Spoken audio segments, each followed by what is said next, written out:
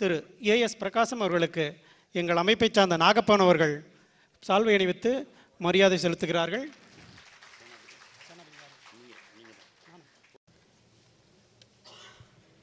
மேடையிலே வீற்றிருக்கும் மேதைகளே, சுருக்கமாக பேச வேண்டும் என்று எனக்கு சுருக்கென்ற ஒருவர் சொன்னார். இந்த தமிழ்ச்சங்கத்தினுடைய கவி சக்கரவர்த்தி கண்ணதாசனுடைய தமிழ்ச்சங்கத்தினுடைய விழாவில் தலைமையேற்றிருக்கிற ஜெகத் ரட்சகன் அவரை பற்றி முதலில் பேசத் தொடங்குகிறேன். ஆரம் வீரப்பனுடைய நூல் வெளியீட்டு விழா ஒன்று நடந்தது. அந்த விழாவிற்கு என்னை அழைத்திருந்தார்கள், நானும் போயிருந்தேன். அந்த விழாவிலே பெரிய பெரிய ஆட்கள், பெரிய பெரிய வள்ளல்கள் அத்தனை பேரும் அமர்ந்திருந்தார்கள். வந்தவர்களுக்கெல்லாம், நூற்றுக்கணக்கான பேர்களுக்கெல்லாம் இலக்கியங்களை பரிசாக தந்தார்கள். நிறைய செலவு செய்து கொண்டிருந்தார்கள். நான் பக்கத்தில் இருந்தவரை கேட்டேன், இந்த செலவெல்லாம் செய்கிறவர் யார் என்று கேட்டேன். அப்பொழுது சொன்னார், இந்த செலவெல்லாம் செய்கிறவர் திரைக்கு பின்னே அமர்ந்திருக்கிறார், இந்த மேடைக்கே வரவில்லை, வர மாட்டார் என்றார். அவர்தான் ஜெகத் ரட்சகன். ஏன் இதை சொல்கிறேன் என்றால், என்னுடைய மகள் ஒரு குறும்படம் எடுத்திருக்கிறாள். அந்த குறும்படத்தினுடைய கதாநாயகன், அவனுடைய கேரக்டர் சொன்னால் அதுதான் ஜெகத் ரட்சகன் கேரக்டர். என்ன, ஒரு மருத்துவமனை, நிறைய நோயாளிகள். அந்த பார்வையாளர் நேரத்திலே நோயாளிகளுடைய உறவுக்காரர்கள் எல்லாம் வருகிறார்கள், நோயாளிகளை பார்க்கிறார்கள், உறவுக்காரர்களை பார்க்கிறார்கள், அவர்களுக்கு வேண்டிய உணவு வகைகளும் பரிசுகளும் தருகிறார்கள். ஒருவர் திடீரென்று வருகிறார், அங்கே இருக்கிற நர்ஸை அழைக்கிறார். இந்த மருத்துவமனையில் பார்வையாளரற்ற நோயாளிகள் எத்தனை பேர் இருக்கிறார்கள்? பார்க்க ஆள் இல்லாமல், அவர்களுக்கு ஆறுதல் சொல்ல ஆள் இல்லாமல், அவர்களுக்கு பரிசளிக்க ஆள் இல்லாமல், உணவு தர ஆள் இல்லாமல் இருக்கிற நோயாளிகள் யார் யார், எத்தனை பேர் இருக்கிறார்கள் என்ற கணக்கை எடுத்து அவர்கள் அத்தனை பேருக்கும் அந்த வந்த கதாநாயகன் அவர்களுக்கு பரிசுகளையும் உணவு வகைகளையும் கொடுத்துவிட்டு அடுத்த மருத்துவமனையை நோக்கி ஓடுகிறான். இந்த ஸ்ட்ரேஞ்ச் விசிட்டர் ஜெகத் ரட்சகன் அப்படித்தான். ஏனென்றால் இன்று யார் யாருக்கோ விழா எடுக்கிறார்கள். விழா எடுக்க வேண்டிய அருகதையான உறைவன் கவி சக்கரவர்த்தி கண்ணதாசன் தான். ஆனால் உங்களுக்கு தெரியும், இன்றைய சூழலில் கவி சக்கரவர்த்திக்கு உரிய மரியாதைகள் நிச்சயமாக இல்லை என்பதை என்னை போன்றவர்கள் வருந்துகிறார்கள். இந்த விழாவை இங்கே அவர் மேல் ஆர்வம் கொண்ட ஆர்வலர்கள், அவர்களுக்கு பெரிய வசதி கிடையாது, வெறும் பக்தி மட்டும்தான். அவர்கள் கூடி இந்த விழாவை எடுக்கின்ற போது அவர்களுக்கு பின்னே ஜெகத் ரட்சகன் தாளாளராக இருந்து இந்த விழாவிற்கு துணை இருப்பதை நான் முதலிலே அவருக்கு நான் என்னுடைய பாராட்டையும் நன்றியையும் தெரிவித்துக் கொள்வேன். மேலே இருந்து கவி சக்கரவர்த்தி பாடுகிறார், பாடுவார். யாரை நம்பி நான் இறந்தேன், போங்கடா போங்க, என் காலம் வெல்லும், வெல்லுகின்ற போது நீங்கள் வாங்கடா வாங்க என்று கவி சக்கரவர்த்தி வானிலிருந்து பாடுவது எனக்கு காதிலே கேட்கிறது. ஒரு காலம் மாறும், காலம் வரும், உண்மையான கவி சக்கரவர்த்தி யார் என்று உலகம் சொல்லும். அந்த வேளையிலே தமிழக அரசு மட்டுமல்ல, தமிழ் சங்கங்கள் மட்டுமல்ல, தமிழ் கூறும் நல்லுலகம், உலகமே திரண்டு ஒரே கவிஞன் கவி சக்கரவர்த்திக்கு விழா எடுக்கிற காலம் வரும். ஏனென்றால் அந்த விழாவிலே நான் பேசுகின்ற ஒரு வாய்ப்பை பெற்றதற்கு பாக்கியமாக கருதுகிறேன். எனக்கு முன்னே ஜெகத் ரட்சகன் அவர்கள் கண்ணதாசனை பற்றி ஒரு ஆய்வே நடத்திவிட்டார். ஏனென்றால் கவிஞர் கண்ணதாசன் பாமரர்களினுடைய சினிமா என்பது பாமரர்களின் பல்கலைக்கழகம். அதிலே கவிஞர் கண்ணதாசன் ஒரு பேராசிரியர். எல்லாருக்கும் பாடம் சொன்ன பேராசிரியன். அந்த வகையில் அவரை பற்றி ஆய்வு செய்தவர் அநேகம் ஆய்வு சொல்லியிருக்கிறார். என்னுடைய பேச்சு அவரோடு நான் பழகிய காலத்தில் ஏற்பட்ட அனுபவங்களை சொல்லி அமைய விரும்புகிறேன். இங்கே கச்சேரியிலே கடைசிக்கு முன்னால் ஒரு பாடல் பாடினார்கள். சூரியகாந்தியிலே வந்த பரமசிவன் கழுத்திலிருந்து பாம்பு கேட்டதாம் கரடா சவிக்குமா என்று. இங்கே அமர்ந்திருக்கிற முக்தா சீனிவாசன் அவர்கள் அந்த சூரியகாந்தி படத்தினுடைய இயக்குனர், தயாரிப்பாளர். நான் அந்த படத்தினுடைய கதை வசனம். அந்த பாடல் பிறந்ததை மிக அருமை. விஸ்வநாதன் சார் அவர் வெளியே போய்விட்டார். அவர் உடல்நலம் இல்லை, அதனால் போனார். அவரோட அந்த பாட்டு கேட்டபோது அந்த பழைய நினைவை சொன்னேன். அவரும் சிரித்தார். அந்த சம்பவம் மிக சுவையான சம்பவம். கவிஞரோடு கண்ணதாசனோடு பணிபுரிவது என்பது மிக பேரின்பம், மிக சுகமான ஒரு அனுபவம். அந்த அனுபவம் எனக்கு நிறைய கிடைத்திருக்கிறது. சூரியகாந்தி விழாவிலே இயக்குனர் முக்தா அவர்கள் என்மேல் அதிகமான அன்பும் என்மேல் நம்பிக்கையும் கொண்டவர். எனவே வந்தவுடனே இயக்குனர் என்ற உடனே இன்னும் கதாசிரியர் என்ற முறையில் சுச்சுவேஷனை கவிஞர்கிட்ட சொல்லுங்க அப்படின்னார். நான் இந்த சொன்னேன், கணவன் மனைவிக்கிடையே கருத்து வேறுபாடு, கணவனுக்கு தாழ்வு மனப்பான்மை, மனைவி அதிகமாக சம்பாதிக்கிறாள், அதனால் தன்னுடைய வீட்டிலே தன் தாயே தன்னை விட தன்னுடைய மனைவியை அதிகமாக மதிக்கிறாள் என்ற தாழ்வு மனப்பான்மையோடு அந்த கதாநாயகன் முத்துராமன், அவள் மனைவியாக நடித்தவர் ஜெயலலிதா அவர்கள் அமர்ந்திருக்கிறார்கள். அவனுடைய மனநிலையை சொல்லுகின்ற பாடல் என்று எப்பொழுதுமே கவிஞர் அவர்கள் சரி பாடல் இந்த சுச்சுவேஷனை கேட்டபோது நான் கொஞ்சம் அதிக பிரசங்க இந்த கவிஞரை. ஏனென்றால் அவர் என்னை பற்றி அதற்கு முன்னால் பல படங்களிலே அவரோடு சந்தித்த போது என்னை அவர் பாராட்டுவார். எல்லா இயக்குநர்கள் வந்தால் ஒரு லவ் சாங் அப்படின்வான். என்ன லவ் சாங், என்ன அதுக்கு முன்னால் சீன் என்ன, பின்னால் என்ன, அவன் யார், என்ன வேலை எல்லாம் தெரியாமல் ஏதோ ஒரு காதல் பாட்டு என்பார்கள். அது மட்டுமல்ல, அவர் இயக்குனர் ஒன்றை நினைத்து கொண்டிருப்பார். எனக்கு ஜோசியமும் தெரிய வேண்டும், அவன் என்ன நினைக்கிறானோ அதை நான் சொல்ல வேண்டும், அதுவரையில் என்னை விடமாட்டான் என்று சொல்லிவிட்டு அவர் சொல்வார், உங்களோட வேலை செய்வது கொஞ்சம் சுகம். ஏனென்றால் நீ சுச்சுவேஷன் சொல்லுவேன், இந்த பாட்டில் என்ன வரலாம்னு சொல்லுவேன், என்ன வரலான்னு நினைக்கிறேன். நான் அந்த படத்தினுடைய வசனம் உரையாட அது பரமசிவன் கழுத்திலிருந்து பாம்பு கேட்டு தான் கரடா சௌக்கியமான அப்படின்னு. விசு உடனே விஸ்வநாதனை பார்த்து விசு என்ன விசா இதாண்டா பாட்டு அப்படின்றார்.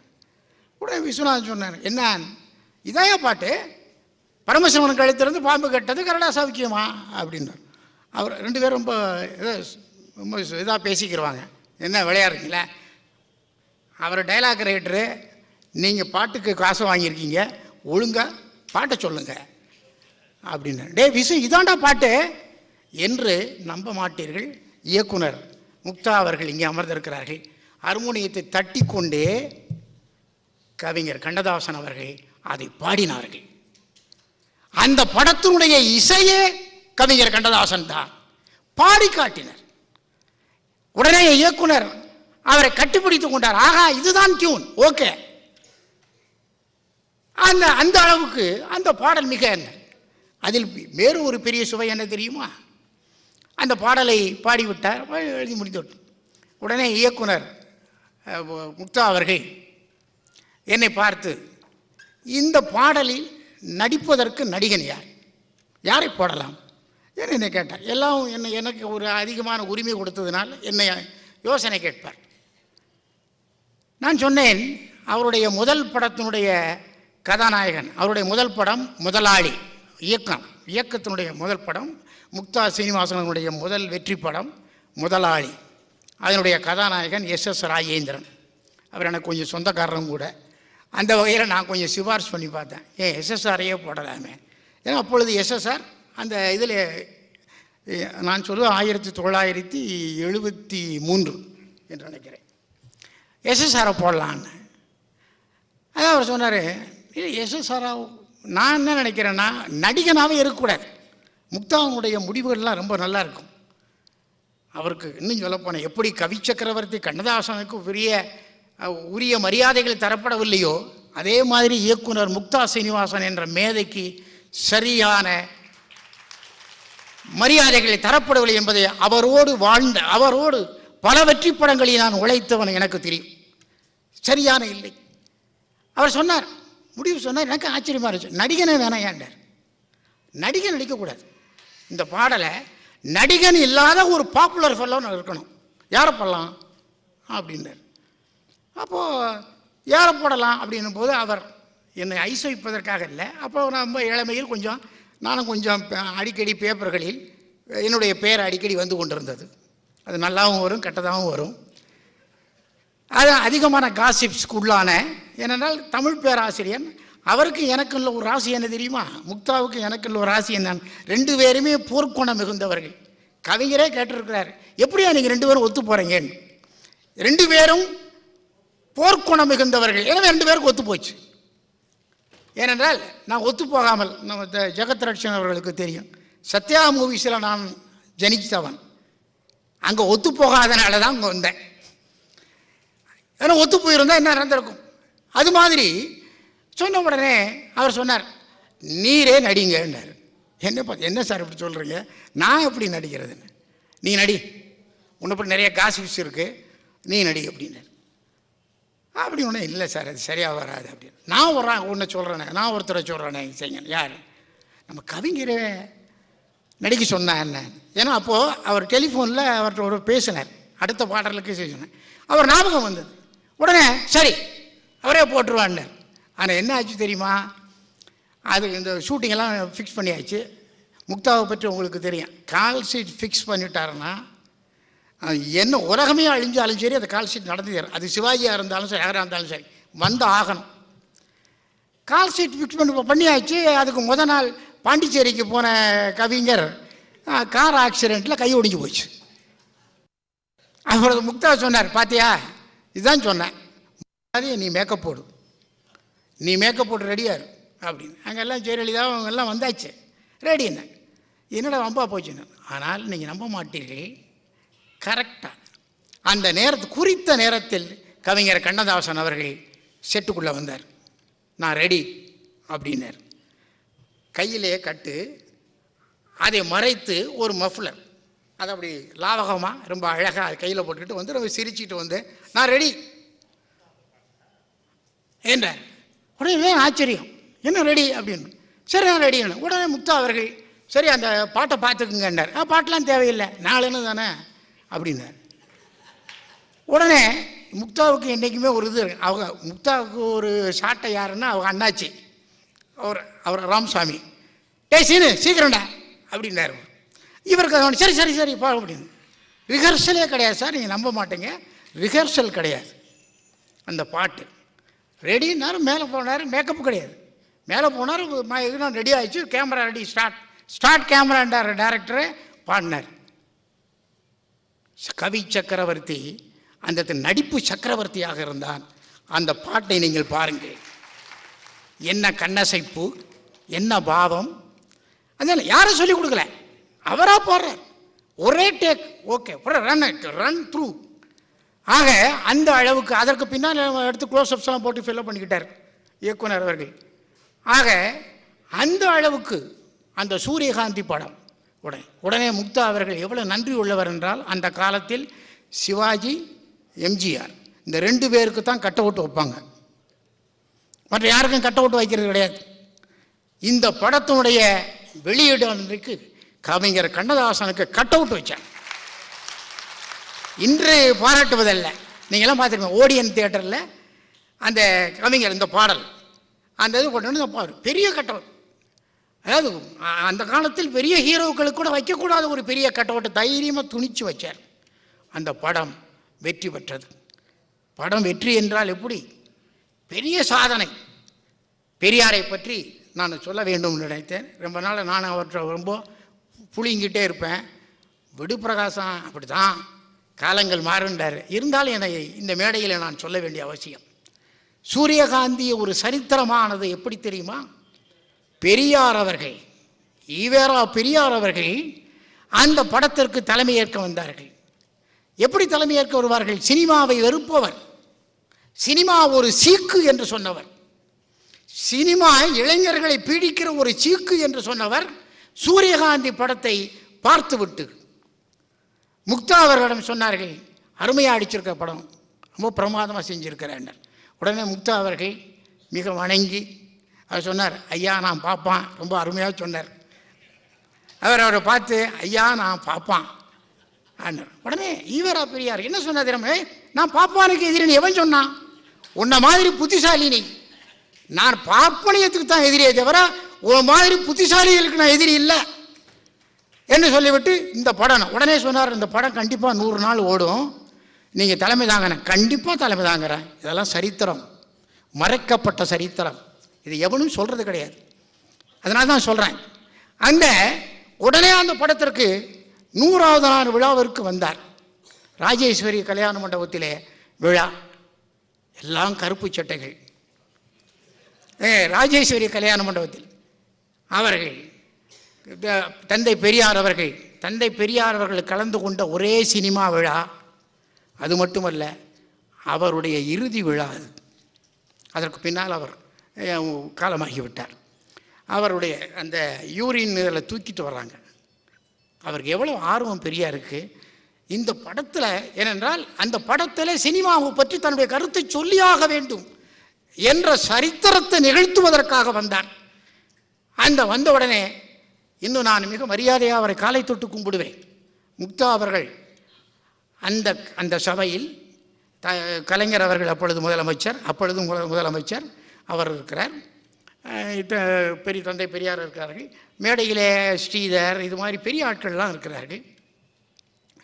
அந்த மேடையில் முக்தா அவர்கள் என்னை அழைத்து எனக்கு கொடுத்த பெரிய கௌரவம், எனக்கு கிடைத்த பெரிய பாக்கியம், நீ வரவேற்பு கொடுன்றார்.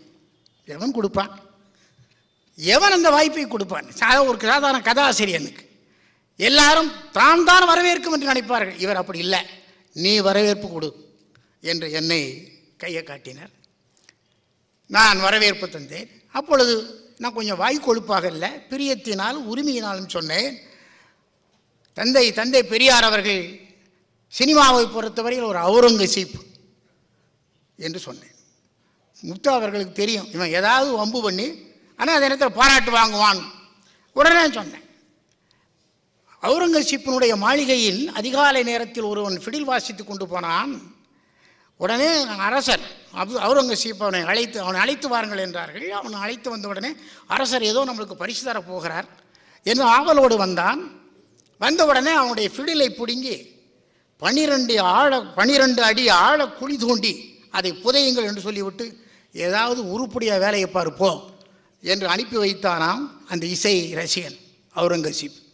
அதை சொல்லிவிட்டு, அப்படிப்பட்ட என்று கேள்விப்பட்டிருக்கிறேன், ஆனால் எங்கள் இயக்குநரிடம் இந்த விழாவிற்கு நான் வருவேன் என்று சொல்லி வந்த தந்தை பெரியார் அவர்களை வரவேற்கிறேன் என்று சொன்னபோது, தந்தை பெரியார் சொன்னது சரித்திரம். அவர் சொன்னார், எனக்கு முன்னால் பேசிய தம்பி பேசினாங்க, நான் சூரியகாந்தி மாதிரி ஒரு நல்ல படத்தை நான் என்னக்கும் இது மாதிரி நல்ல படங்கள் எடுங்க நான் பார்க்குறேன் விட்டு பக்கத்தில் இருக்கிற கலைஞரை கையை காட்டி, இந்த கருணாநிதிட்டு சொன்னேன், இதெல்லாம் சரித்திரம், கையை காட்டுறார், இந்த கருணாநிதிட்டு சொன்னேன் நல்ல படம் எடுங்கன்னு, அண்ணாதுரையிட்டு சொன்னேன் நல்ல படம் எடுங்கன்னு, சிவாஜி கணேசன்ட்டு சொன்னேன் நல்ல படம் எடுக்கலையா சொன்னார். கலைஞரை வைத்து கொண்டு சொன்னார். வைத்து விட்டு முக்தாவை பாராட்டினார். இப்படி ஒரு படம் எடுங்கள், சூரியகாந்தி மாதிரி ஒரு நடுத்தர வர்க்கத்தினுடைய வர்மம், வேலைக்கு போகிற ஒரு பெண்ணுடைய பிரச்சனை, ஒழுங்காக ஒழுக்கமாக நியாயமாக இப்படி படம் எடுங்கள், நான் கண்டிப்பாக பார்ப்பேன் என்று சொல்லிவிட்டு அதிலே சொன்னார், சினிமா என்பது இளைஞர்களை பிடிக்கிற ஒரு சீக்கு என்று சொன்னார். அதை முக்தா அவர்கள் மிக பக்தியோடு, அது அப்படியே சினிமா பைத்தியம் என்று அடுத்த படம், அதில் அவர் இயக்குனர், நான் கதைவசனம், அப்படி அந்த பெரியாரனுடைய அந்த அவர் சொன்ன அந்த வார்த்தையை அதே மையமாக வைத்து சினிமாவை பற்றி ஒரு விமர்சனம், அது வெற்றி பெற்றது. அதுவும் 100 நாள் ஓடியது.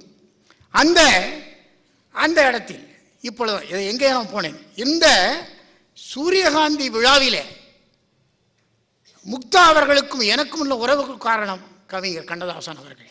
அந்த பாடல் எல்லாரையும் உலகத்தையே உலுக்கியது.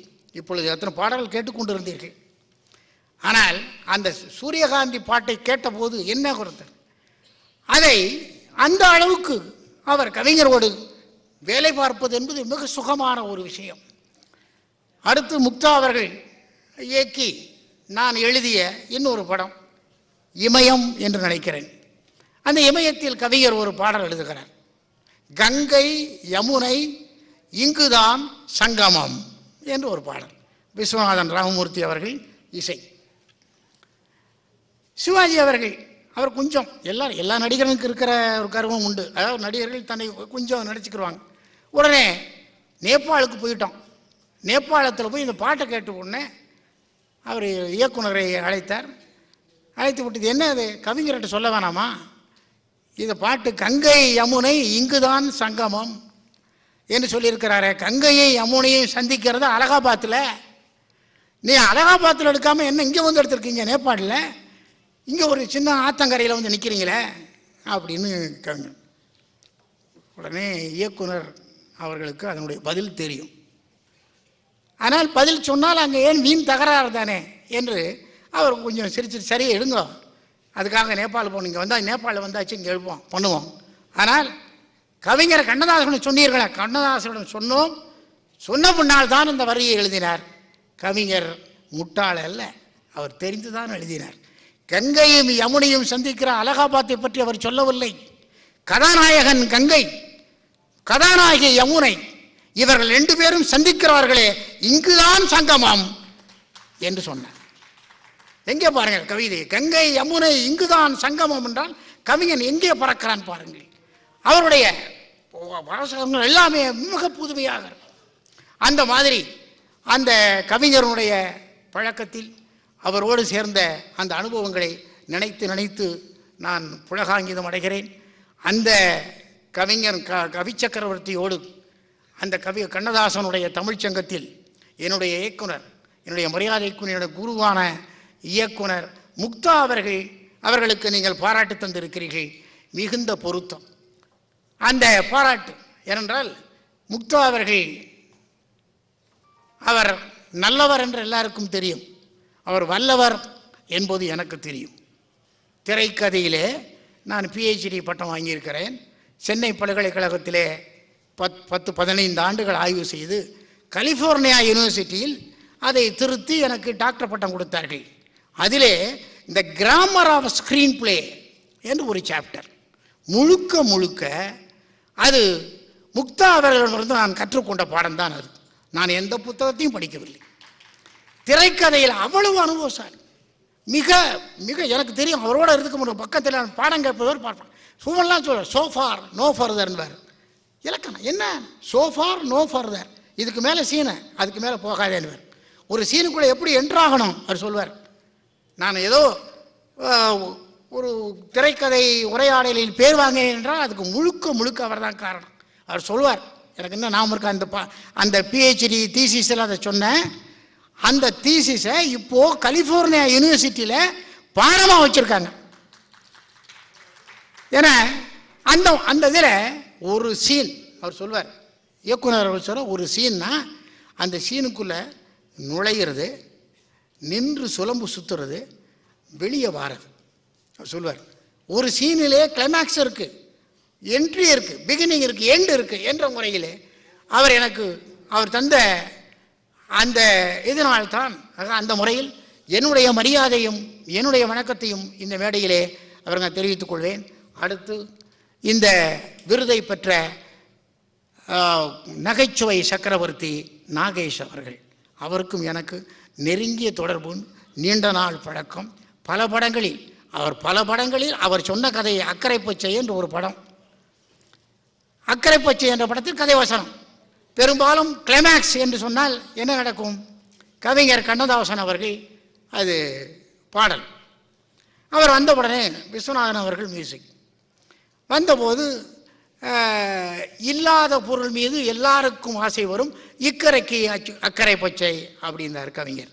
வந்த உடனே விஸ்வநாதன் சொன்னார், இது என்ன அறமாக இருக்க, இல்லாத பொருள்னு சொல்லாதீங்க அப்படின்னார். உடனே கவிஞர், சரி இப்படி வச்சுக்கிட்டா, இக்கரைக்கு அக்கறை பச்சை, இல்லாத பொருள் மீது எல்லாருக்கும். அப்படி உடனே அதாவது சொன்னாரே, பாட்டு எடுத்து அடிப்பேன் வாடா போடா என்றெல்லாம் பேசினாரே. அப்புறம் உண்மை மூச்சுக்கு 300 பாடல்கள். இந்த மேடையிலே ஒரு நல்ல கருத்தை நான் சொல்ல விரும்புகிறேன். அதாவது கவிஞர் 3000 பாடல்கள் எழுதியிருப்பதாக அவர் ஒரு முன்னுரையில் படித்தேன். ஆனால் ஒரு பாடலுக்கு பல்லவி 30 பல்லவி எழுதுவார். தெரியுமா உங்களுக்கு? அதாவது முட்டாள்கள், இயக்குனர்கள்லாம் பல பேர் முட்டாள். அவர் அழுதுருக்கார். ஒரு பெரிய இயக்குனர், இன்னைக்கு பெரிய பேர் வாங்கினவர், அவர் பேரை சொல்லக்கூடாது. அவர் இயக்குனர் இதே முக்தா ஃபிலிம்ஸில் தான் நாங்கள் உட்காந்துருக்கோம்.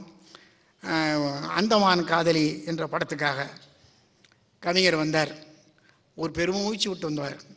விஸ்வநாதன் ராமமூர்த்தி, விஸ்வநாதன் மியூசிக் அவர் உட்கார்ந்தார். சீனா அப்படின்னு அவரை பார்த்து சொல்கிறார். ரொம்ப களைச்சி போய் உட்காந்தார் கவிஞர். என்னன்னு 10 சீட்டிங்கப்பா, 10 நாள். ஒரு பிரபல டைரக்டர் இன்னும் இருக்கிறார், பெரிய மிக பிரபல டைரக்டர். அவர் 10 நாள் உயிரை வாங்கிட்டான். என்ன சொல்லி பார்த்த முடியல. இன்னைக்கு ஓகேப்பா, இன்னைக்கு முடிச்சுட்டு வந்திருக்கோம், சரி சுச்சுவேஷன் சொல்லுண்டார். அவர் சொன்னார் 10 நாள் என்னால் ஒரு நாளில் 200 300 பல்லவி அடித்து எரிஞ்சிட்டே இருப்பார். இன்றைக்கு இருக்கிற கவிங்க மாதிரி இல்லை. இன்று போய் நாளை வா டியூன் போட்டால் அதுக்கு பாட சொல்லிவிட்டு நான் வீட்டில் போய் எழுதிட்டு வரேன்னு சொல்லி ஒரு பிரசவம் மாதிரி இருக்கும். கவிஞர் என்னன்னா எவ்வளோ இருந்தாலும் முன்னாள் இருந்தேன் அவன் என்ன ஏனென்றால் அவர் சொல்லுவார், பாமரரின் அவர் ஏன் பாமரர்கிட்ட சக்ஸஸ் ஆனார்னா, அவன் முன்னால் இருக்கிறவன் முட்டாள்னு அவருக்கு தெரியும். அந்த முட்டாளையும் சபாஸ் வாங்குவார், அவனுடைய கையை தட்டி எடுக்க பார்ப்பார். அதுதான் கவிஞர். அப்படி அதனால நம்ம ராம கண்ணப்பனுக்கு சொல்லுகிறேன், கவிஞர் கண்ணதாசனுடைய பாடல்களெல்லாம் தொகுத்து இருக்கிறார். அவருக்கு நான் சொல்லுவேன் என்னுடைய அனுபவம். கவிஞர் கண்ணதாசன் எழுதிய பாடல்கள் மியூசிக்கா வந்தது போக வராத பாடல்கள், வராத பல்லவிகள் 1000 உண்டு. ஒவ்வொரு கம்பெனியிலும் போய் கேட்டு பாருங்க, என்கிட்டே இருக்கு. பல்லவி என்ன பல்லவியான அவரும் எழுதி கொடுத்துட்டே இருப்பார். அதனால் கண்ணதாசனுடைய பாடாத பல்லவிகள் என்ற ஒரு தொகுப்பை தொகுத்தால் நிச்சயமாக அது கவிஞர் கவிச்சக்கரவர்த்தி அவருடைய பெருமையை இன்னும் பறைசாற்றும். ஒவ்வொரு கம்பெனியிலும் இருக்கிறது. முக்தா ஃபிலிம்ஸில் போய் கேட்டு பாருங்கள். எத்தனை பல்லவிகள், வேண்டாம் என்ற பல்லவிகள், ஒதுக்கி போட்ட பல்லவிகள், முகமே சுழிக்க மாட்டார். அப்படியே பார்ப்பார், 2 வரி சொல்லுவார், அவன் பார்ப்பார், இயக்குனருடைய முகத்தை பார்ப்பார். சரி இல்லையா, சரி இந்த அடுத்து இந்தா கொடுத்துட்டே இருப்பார். எவனும் கிடையாது. காளமேகத்தை பற்றி நான் கேள்விப்பட்டிருக்கிறேனே தவிர பார்த்ததில்லை. கண்ணதாசனை பார்த்திருக்கிறேன். மூச்சுக்கு 300 கவிதை என்ற பல்லவிகளை அள்ளி வீசுவார். அது மாதிரி மலைப்பு வரும், நினைச்சு பார்க்கறதுல முடியாது. நல்லா இருக்கேன்ற சரி இப்படி. அப்படி ஒரு தொகுப்பு நீங்கள் செய்தால் கவிஞர் கண்ணதாசனுடைய தொகுப்புகளிலே அது ஒரு பெரிய அருமையாக இருக்கும், கவிதைக்கு பெரிய சேவையாக இருக்க முடியும் என்று சொல்லுவேன். நான் என் தந்தை இறந்தபோது கூட அவ்வளவு அழுததில்லை. கவிச்சக்கரவர்த்தி கண்ணதாசன் இறந்தபோது நான் அழுதிருக்கிறேன். நன்றி, வணக்கம்.